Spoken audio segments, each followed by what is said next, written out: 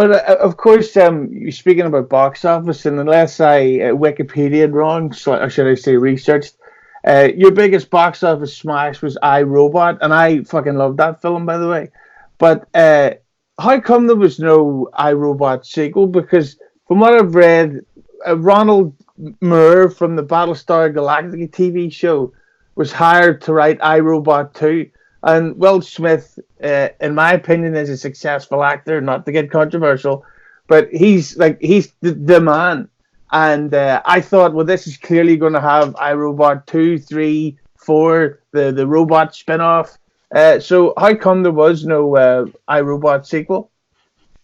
I had a miserable experience working with 20th Century Fox on iRobot, and Will and I got along really well. And in fact, I came close to walking off that movie several times, and I only really continued because I really enjoyed working with Will. Will's a great guy, and we've toyed over the years with doing other stuff.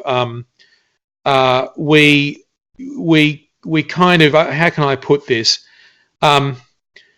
iRobot would never happen without me or Will or Akiva, who is one of the writers, because we had a very good working relationship, the three of us. So if any of us didn't really want to do iRobot 2, it probably wouldn't happen, They could always cast it with other people, of course. The studio owns the rights, and maybe they'll still do that. Maybe Disney now owns everything, but they own 20th Century Fox, so therefore they own iRobot.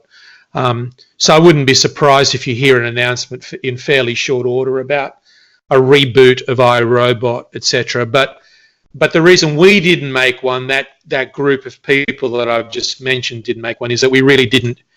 I didn't enjoy to put it mildly, I didn't enjoy the experience working with that studio, and so there was never really any momentum behind the idea of a sequel. Studios